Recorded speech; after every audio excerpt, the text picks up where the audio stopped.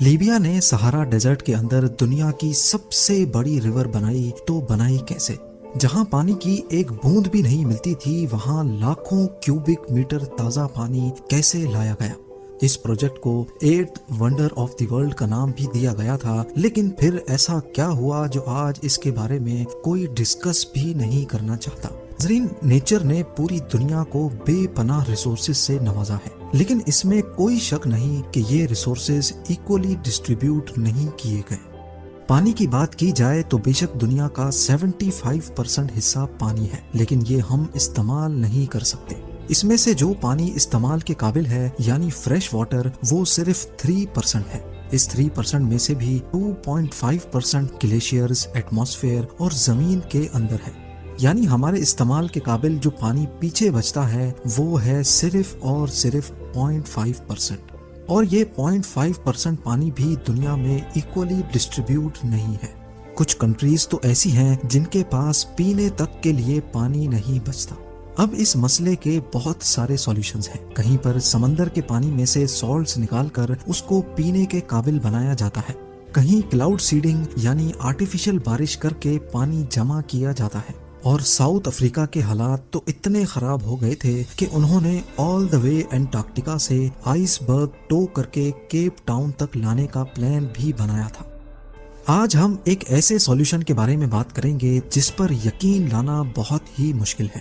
قریب 50 سال پہلے معمر غدافی نے لیبیا جیسی خشک کنٹری میں دنیا کی سب سے بڑی مین میڈ ریور بنانے بھی دیکھا جائے تو کہیں ہریالی کا ایک ڈاٹ بھی نظر نہیں آتا، جہاں بارش اتنی نایاب ہے کہ لوگ کئی سالوں تک بارش نہیں دیکھ پاتے۔ اس سچویشن میں لیبیا نے آخر یہ سب کیسے ممکن کر دکھایا؟ لیبیا کا 99% ایریا ریگستان سے بھرا ہوا ہے۔ یہاں پڑنے والی گرمی کا اندازہ تو آپ لگا ہی چکے ہوں گے۔ یہ گرمی اتنی شدید ہوتی ہے کہ اوپن ایئر میں پڑا پانی بھی فوراً ایوپریٹ ہو جاتا ہے، اور لگے ہاتھ لیبیا کے کئی حصوں میں 10 سالوں تک بارش کا نام و نشان بھی نہیں ہوتا۔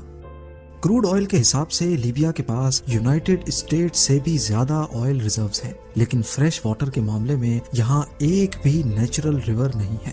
1950s میں جب لیبیا میں آئل ڈھونڈا جا رہا تھا تو یہاں آئل کے ساتھ ساتھ ایک بہت ہی نایاب خزانہ بھی ملا۔ جی ہاں، اور یہ خزانہ تھا پانی کا۔ سہارا جہاں لوگ پانی کو ترستے ہیں، اس کے نیچے 1.5 lakh cubic kilometre fresh water کسی خزانے سے کم نہیں تھا۔ یہ ایک طرح کا فاسل واٹر ہوتا ہے جس کو نوبین سینڈ سٹون ایکویفر کہا جاتا ہے۔ اندازہ لگایا جائے تو سہارا کے نیچے سے ملنے والا پانی اتنا زیادہ ہے کہ ہماری پوری دنیا اگر اس کو 40 سالوں تک بھی استعمال کرے پھر بھی وہ ختم نہیں ہوگا۔ اور سونے پہ سہاگا نیوبین واٹر سہارا کے ایسٹ میں پایا جاتا ہے، خاص طور پر جہاں آج لیبیا موجود ہے۔ اس وقت کے لیبین ڈکٹیٹر معمر غدافی یہ اپرچونٹی کسی بھی صورت مس نہیں کرنا چاہتے تھے۔ ان کا آئیڈیا تھا کہ کسی بھی طرح سے اگر یہ پانی نکال کر اس کو لیبیا کی تمام سٹیز تک پہنچا دیا جائے تو یہ لیبیا اور سہارا کی ہسٹری میں ایک بہت بڑا کارنامہ ہوگا۔ یہ پلان بنانا جتنا آسان تھا اتنا ہی کمپلیکیٹڈ اس کو انجام تک پہنچانا تھا، کیونکہ انیشیل ریسرچ سے معلوم پڑا کہ نیوبین واٹر لیبیا کے ساؤتھ میں پایا جاتا ہے، اور یہاں کی میجر سٹیز لیبیا کے نارتھ یعنی میڈیٹرینین کوسٹ پہ پائی جاتی ہیں۔ یہ فاصلہ ہرگز کم نہیں تھا، خاص طور پر ایک آرٹیفیشل ریور بنانے کے لیے۔ ایسٹیمیٹ لگوایا گیا تو معلوم پڑا کہ ہر سٹی تک پانی پہنچانے کے لیے ان کو 2820 کلومیٹرز لمبی ریور کھودنی پڑے گی۔ یہ فاصلہ اتنا ہی ہے جتنا دلی سے ممبئی یا پھر اسلام آباد سے کراچی تک کے 2 چکر لگائے جائیں۔ معمر غدافی کو جب یہ ایسٹیمیٹس بتائے گئے تو انہوں نے ہمت نہیں ہاری، پر ایک اور مسئلہ آ کھڑا ہوا۔ سہارا کی کڑکتی گرمی میں جہاں پانی فوراً ایوپریٹ ہو جاتا ہے، وہاں اتنی لمبی اوپن ایئر ریور کا مطلب تھا کہ شہروں تک پہنچنے سے پہلے ہی آدھے سے زیادہ پانی بھاپ بن کر اڑ جائے گا۔ اب اس مسئلے سے نمٹنے کا مطلب تھا کہ 2820 کلومیٹر لمبی ریور کو انڈر گراؤنڈ کرنا ہوگا۔ اس کام کے لیے بڑے بڑے پائپس کی ضرورت تھی۔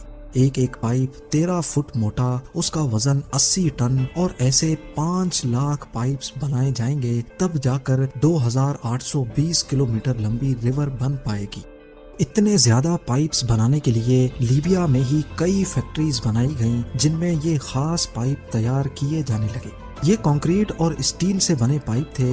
ایک پائپ میں 8 کلومیٹر اسٹیل وائرز استعمال کی گئی تھی، یعنی اگر سارے پائپس میں یوز ہونے والی اسٹیل وائرز کو سیدھا بچھا دیا جائے تو وہ ارتھ کے گرد 100 مرتبہ چکر لگا سکتی ہیں۔ ہم بات کر رہے ہیں 1980s کی، جب ماس لیول پہ پائپس بننے کا کام اسٹارٹ ہو چکا تھا۔ یہ پائپس کنسٹرکشن سائٹ پر بڑے بڑے ٹرکس میں لوڈ ہو کر پہنچائے جانے تھے، لیکن مسئلہ یہ تھا کہ اس وقت لیبیا میں کوئی روڈ نیٹ ورک بھی نہیں تھا، لہٰذا ساؤتھ کورین کمپنی کو بلوایا گیا اور فیز 1 میں 3200 کلومیٹر لمبی روڈ بنوائی گئی۔ اس کے بعد کھدائی کا کام اسٹارٹ کیا گیا کیونکہ پائپس کو زمین کے 20 فٹ اندر تک جانا تھا۔ اس پورے پروجیکٹ میں قریب 3 ارب کیوبک فیٹ ریت اور پتھر کھودے گئے تھے۔ یہاں تک جتنا بھی کام ہوا تھا وہ اس میگا پروجیکٹ کا فیز 1 تھا، جس میں 5 ارب ڈالرز خرچ کیے گئے۔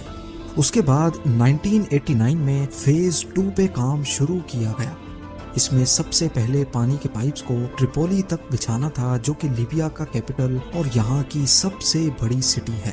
اس کام کے لیے جبل حسونہ میں 2 جگہوں پر ویلز کھودی گئیں اور قریب 200 میٹر کی گہرائی سے پانی پمپ کیا گیا۔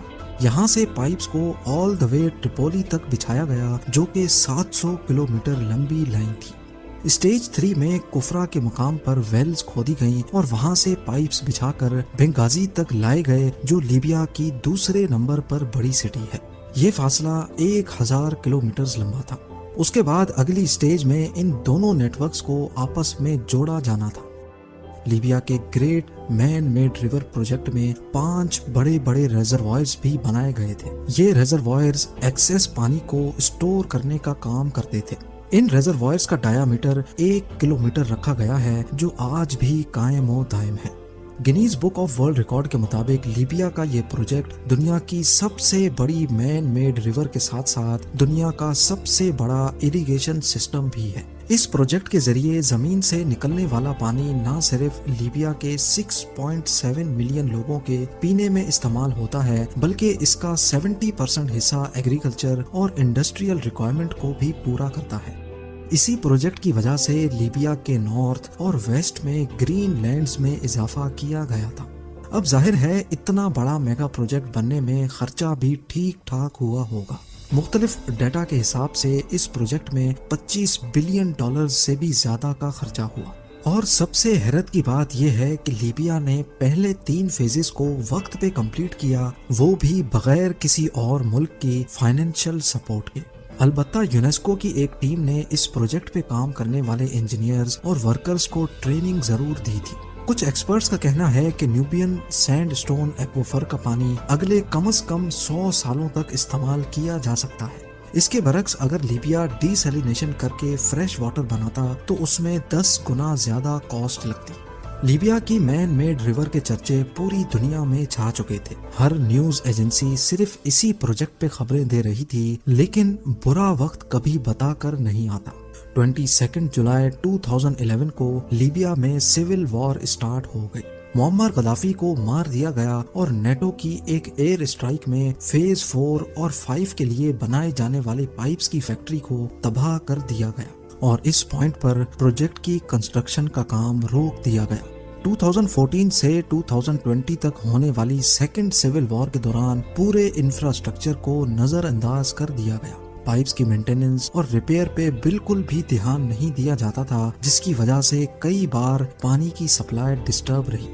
10 اپریل 2020 کو لیبین کیپٹل ٹریپولی تک پانی پہنچانے والے اسٹیشن پہ چند ملیٹنٹس نے قبضہ کر کے اس کو بند کر دیا، اور آج لیبیا میں کنڈیشن یہ ہے کہ آلریڈی جو فیزز کمپلیٹ ہیں ان کو بھی صحیح سے مینٹین نہیں کیا جا رہا۔ نہ ہی ٹریپولی میں پانی بچا ہے اور نہ ہی بنگازی میں۔ اور بات کی جائے ریزروائرز کی تو وہ اب کافی حد تک خالی ہو چکے ہیں۔